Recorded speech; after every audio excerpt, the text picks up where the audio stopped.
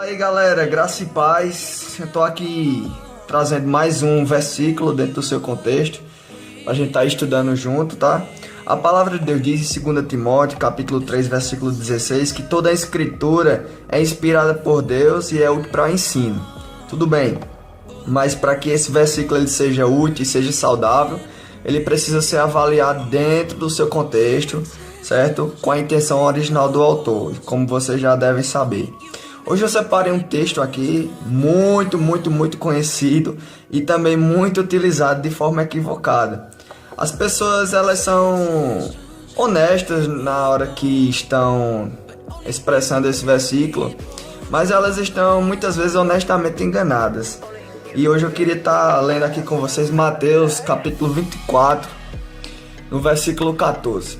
Diz o seguinte: E este evangelho do reino será pregado em todo o mundo, em testemunho a todas as gentes, e então virá o fim. Esse versículo é muito utilizado para afirmar que o evangelho precisa ser pregado em todas as nações da terra, em toda tribo, língua, nação. Todo mundo precisa ouvir, cada indivíduo da terra precisa ouvir a mensagem do evangelho. Só então Jesus estará habilitado a voltar e cumprir tudo aquilo que o livro de Apocalipse, Daniel, o próprio Jesus aqui no capítulo vai prometer. Então, isso significaria que a vontade de Deus estaria subjugada à obediência humana. E uma coisa que a gente não pode admitir é que a soberania de Deus a respeito das coisas que ele prometeu fique condicionada à obediência humana. É impossível que Deus não realize o seu plano se todos os humanos decidissem não pregar.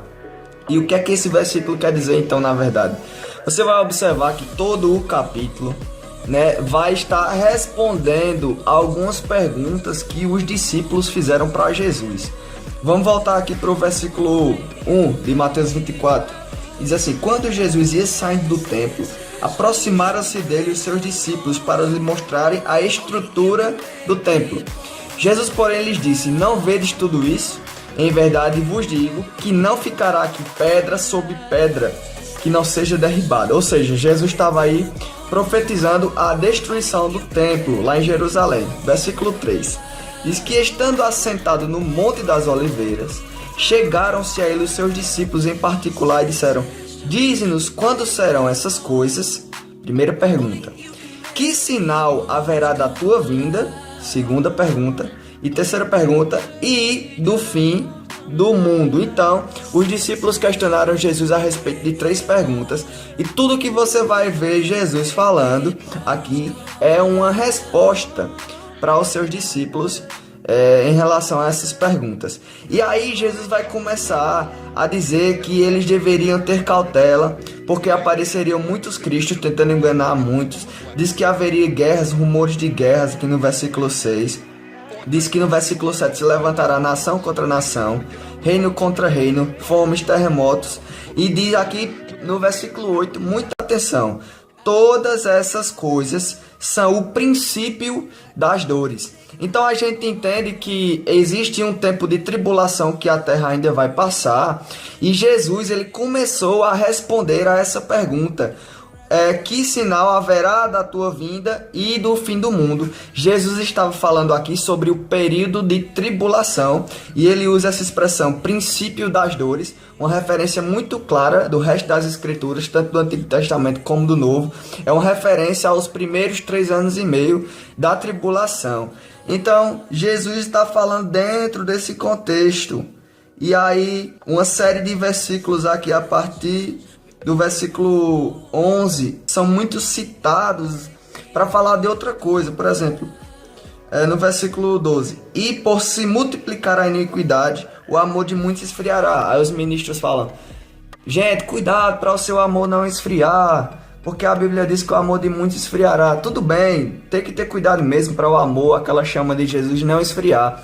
Mas o que o versículo está realmente falando é que naquele tempo de tribulação vai se multiplicar de uma forma muito maior a iniquidade, e aí o amor de muitos esfriará. E também o versículo 13: Aquele que perseverar até o fim será salvo. E é uma verdade também. Por isso que eu falo que os ministros são honestos quando citam o texto, mas não é o que o texto realmente quer expressar.